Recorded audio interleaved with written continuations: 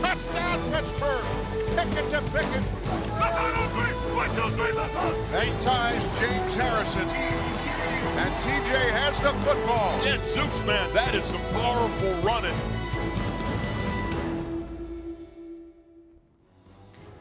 Hello and welcome to The Matchup, presented by Unibet, an official sports betting partner of the Pittsburgh Steelers. You know these guys from SNR Drive, Dale Lolley and Matt Williamson. I'm Rob King. Thanks very much for being with us as we're going to look at the key matchups for Sunday night's matchup, I beg your pardon, between the Steelers and the Raiders following Monday night's victory over the Cleveland Browns, first of the year, 26-22. Your thoughts on what you saw, Dale? Well, you know, defense still matters, Rob. I mean, it may not be pretty right now for the Steelers defensively a little bit. You know, they're giving up some yards here and there, particularly on the ground. But when you take the football away, that still matters. They did it twice in that game. They got after Deshaun Watson. They scored twice on defense. You can still win games defensively in the NFL. Yeah, and throw special teams even in there. I thought Harvin and Boswell did more than their part as well. You know, they missed an extra point. They missed two fourth down conversions, which basically all those things are turnovers as well. And it's a hard-fought game. I mean, it was everything beautiful about it and gone to script? No. I mean, the offense is still a work in progress, but you're 1-1, and your loss came against an NFC team, and your win came against a division team. So you're not in a bad spot. Well, whether you would describe a win as pretty or ugly, you'd rather win it. Right. So the Steelers do win it. They do pick up their first victory of the season, improved to 1-1, as you mentioned, 1-0 in the division. Better off than the Bengals are right now at 0-2 in the division and 0-2 on the season. So let's take a look at the key matchups as we see them heading into this game against the Raiders on Sunday night. And let's start on the defensive side of the ball. And your key, Matt, is to stop the Raiders' running game. They, improve defensively. The Steelers right now statistically have the worst run defense in the NFL. Hopefully that gets better against a team that's struggling to run the ball. Yeah, the Raiders are really struggling to run the ball, but Josh Jacobs remains an excellent football player to me. He won the national or the rushing title last year. It's not his issues right now. Their stats aren't pretty as a run game, but he remains very dangerous as a runner and receiver. And a huge key to me that we've seen that's been a problem for the Steelers is tackling and getting these great backs, Chubb, McCaffrey, on the ground before the long gains. You know, the 60-yarders, that's what's killing you mentioned the league's worst run defense. That's what's killing you is these long runs. Can't have it. And Josh Jacobs, he is a terrific football player. You can run some parallels maybe to Najee Harris, who obviously caught his stride towards the end of last season, Dale. You know, a big part of the reason the Steelers were 7-2 down the stretch. Jacobs was, the biggest bright spot, he and Devontae Adams, for this team offensively a year ago. And you look at him last week against Buffalo, 9 carries for -2 yards. Yeah, that was the first time, Rob, since 1950 that a reigning NFL rushing leader was held to negative yardage in a game the following season. But that hasn't deterred the Raiders from running the football. They're still running it 47% of the time. They're just not having the success. So, if they're going to do that, if they're going to be that 53-47 split, almost 50-50, you have to be ready to stop the run in this game. You know it's coming. I spoke to Terrell Austin, the Steelers defensive coordinator, earlier today. He said, yeah, why wouldn't you run it against us right now? We're not stopping it. Well, one of the good things if you stop the run is that you put the Raiders into second or third and long, and of course that plays into the strength of the Steelers defense. And for me, my key matchup is to get pressure on Jimmy Garoppolo. Very accurate passer, very familiar with Josh McDaniel's system. He was brought in to run that system, and yet he's never been terribly good under pressure. His numbers don't match up under pressure. In fact, among NFL quarterbacks, he's one of the lower ranked guys when it comes to throwing under pressure. And we know about the edge rushers, but I was really impressed this last week with Larry Ogunjobi getting that pressure up the middle. DeMarvin Leal had his first career sack. We've seen some other young guys getting some time in that defensive middle.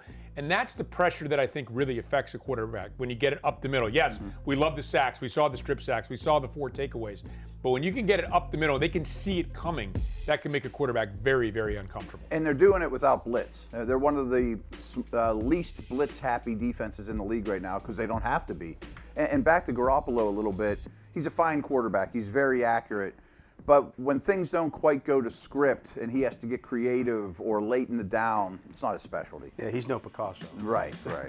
No, he wants to stay on schedule. That's right. He has not been sacked yet this year, which is kind of crazy. It is amazing. The only quarterback in the NFL that has not been sacked. The Raiders are the only team that hasn't allowed a sack, I should say. So Yeah, that'll be interesting to see if they can get pressure on Garoppolo. And meanwhile, can the Steelers defense take advantage of good field position? That's your key, because a couple times Presley Harvin pinned him deep, right, and it just didn't happen. Yeah, he had 4 punts inside that were inside the 10 last week against Cleveland, and a couple of times they did hold, but a couple of times they didn't. When they did get the stops there, it leads to field goals because you're winning that field position battle. The Raiders this season don't have any punt return yards against them, and they have no punt return yards. 0-0 through 2 games. Yeah. No, they're not forcing anybody to punt really, because of 10 of the 15 drives in which the Raiders have kicked the ball off to the other team or given the ball to the other team have ended with the other team in the end zone or in the red zone. So you're going to move the football against this team, but you have to win that field position battle. If they're going to try to run their way out of the end zone, you have to get those stops there and play to your strengths. Let your offense get some good field position out of those situations when your punter does a great job and your punt coverage teams do a great job. And a little less relevant maybe this week on the road, Matt, but the crowd at Acrisure Stadium really wanted a 3-and-out.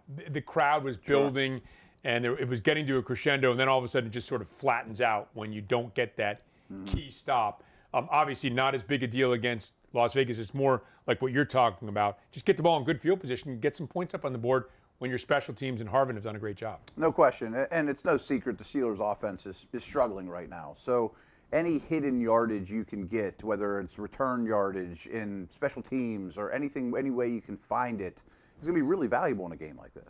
All right, up next, is this the game that the Steelers' offense can get going? They've obviously had their issues here early on. We'll bring you the keys to that happening next on The Matchup, presented by Unibet.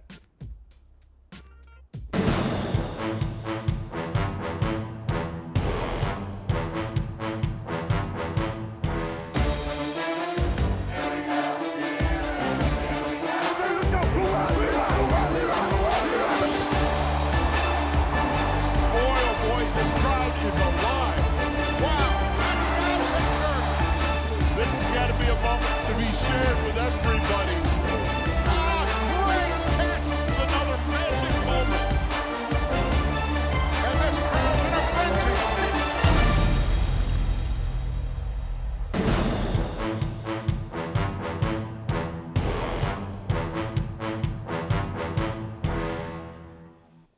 Welcome back to The Matchup, presented by Unibet, alongside Matt Williamson and Dale Lolley, and you can hear him on SNR Radio. The Drive, very popular show. I'm Rob King. Thanks very much for being with us as we now examine the other side of the ball, the Steelers' offense. And Matt, when we just sort of take a step back over the first 2 weeks, the Steelers went against the best defense in the league in the San Francisco 49ers, and a defense that I suspect is going to be ranked among the league's best should they stay healthy, and that's Cleveland. They add Zadarius Smith. They have Tomlinson in the middle. We know they have great corners. These were big tests. The Steelers obviously want to be able to pass those tests at some point, but you're hoping that maybe this is an opportunity for that offense to get going. Yeah, I mean, frankly, it gets a little easier. I mean, at least, hey, I'm not out there on the field. I mean, nothing's easy in this league. But this defense that they're going to face Sunday night isn't nearly the caliber of the first 2 opponents. And so you would hope this is somewhat of a get-right game. There's more areas of this Raiders defense to attack than the previous 2 games. Yeah, 100%. I mean, it's Max and the Crosbys. That's about it for the Raiders. I mean, they've got one guy who you really have to key on, and he's a great player. He's a great player. Yeah. But the rest of the guys are still kind of trying to figure some things out with that defense, and the Steelers have to be able to take advantage of that. Well, let's hope they do, and let's begin, Dale, with the running game, which is your key matchup to this game. And we saw James Cook go for 123 yards from Buffalo against this Raiders defense. Maybe this is the weekend that run game, which, again, we talked about it, powered them to that 7-2 finish last season. Maybe this is the week it gets going. Yeah, you would hope so. I mean, the Raiders are a team that live in nickel and dime. They only play their base defense about 17% of the time going back to the start of last season. So, you have to be able to establish that running game, get it going against these guys. And that also helps your defense, Rob, because it keeps them off the field. And, if you're able to run the ball effectively and get Kenny Pickett into some manageable third downs, I think that will help his confidence as well. So they all play hand in hand. And I think they'll probably or possibly lean towards some heavier offensive personnel, get Washington out there more, especially if you are going to see nickel and dime. try to be physical at the point of attack, and be the bully out there. Right, and that leads me to my key, which is getting Pat Freiermuth more involved, and hopefully you're out there with that tight end in a lot of situations. But last year he was second on the team in targets, second on the team in receptions. This year he's tied for 7th in both of those categories. I know it's only 2 games, but he's got 2 receptions. 2 catches. That is something that I think needs to change. He's a guy that I think can exploit safeties, exploit linebackers. He's a very, very difficult matchup. We've seen that over his first couple years in the league, but for whatever reason, he just has not been targeted.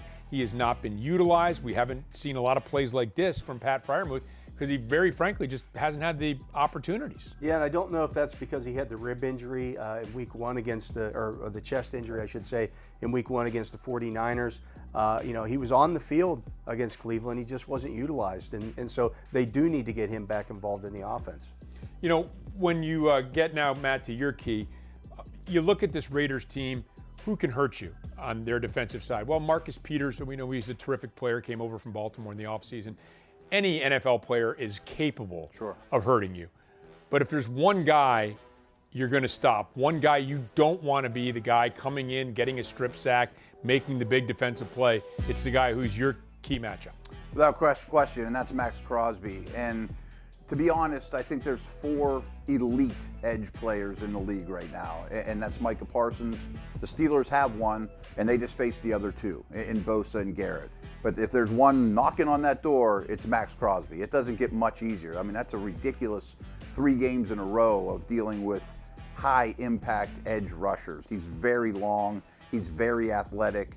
Unlike all those guys I listed, he plays like 90% of the snaps. He never comes off the field, and he's relentless. He's a heck of a player. I think one of the things you always have to think about, too, on the road. Now, maybe there's going to be a lot of Steelers fans there, Dale. Maybe it won't be quite as much the road trip as usual, but that's a big advantage for a defensive end. If you get into a 3rd and long situation, you hear the crowd noise.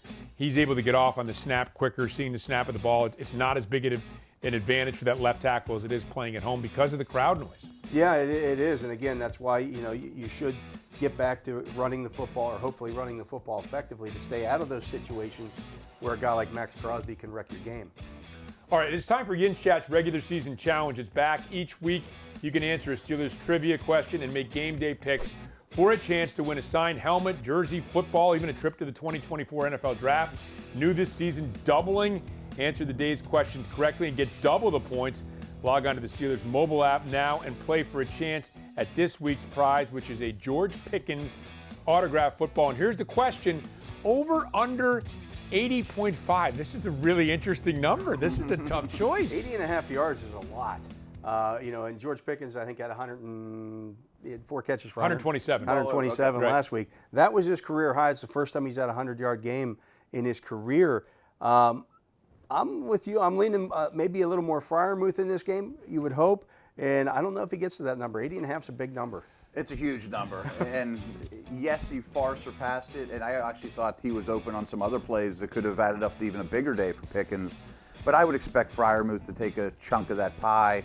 Hopefully the running game is a lot more reliable, that you're not taking as many shots. So I'm going under just because it's such a huge number. Well, it is. I mean, you're looking at 1,360 yards about if you extrapolate 80.5 on a weekly basis over the course of a season. That is a lot. But since you guys are going under, I got to go over. I don't blame you. There's no way. I got to go with the over. And, part of it is because you get Pickens a pass, and we've seen him in space. We saw him in space in the preseason. When you see him in space, he is making things happen out there. I mean, this is an electrifying guy with the ball in his hands. He's certainly capable of going over 80.5 on like 2 catches. Right. There's no doubt about that. But it's just such a big number. I have to believe the Raiders will really key on him, which, again, should open some things up for some other guys. Yeah, I'm glad you mentioned the after the catch, because we didn't see it a lot as a rookie, and it wasn't because he wasn't capable. It just the opportunities didn't present themselves. He was running a lot more go routes. But I like him on in-breaking routes, getting the ball in stride, because not only can he run away from defensive backs, who are fast, obviously, but he can run over them with some physicality, too. No doubt about it. Or karate chop kick him, as he tried to do in this last game on Monday night against. That was interesting, and got him a couple of extra yards. Shades of Billy Sims back in the day. So looking forward to this Sunday's matchup, 8:20 on the road, the Steelers' first road game of the season at the Las Vegas Raiders, a pair of 1-1 teams going at it. For Dale Lolley, for Matt Williamson, I'm Rob King. Thanks very much for watching The Matchup, presented by Unibet. Touchdown, Pittsburgh. Pickett to Pickett. 1, 2, 3, let's go. They ties James Harrison. And TJ has the football. Yeah, Zooks, man, that is some powerful running.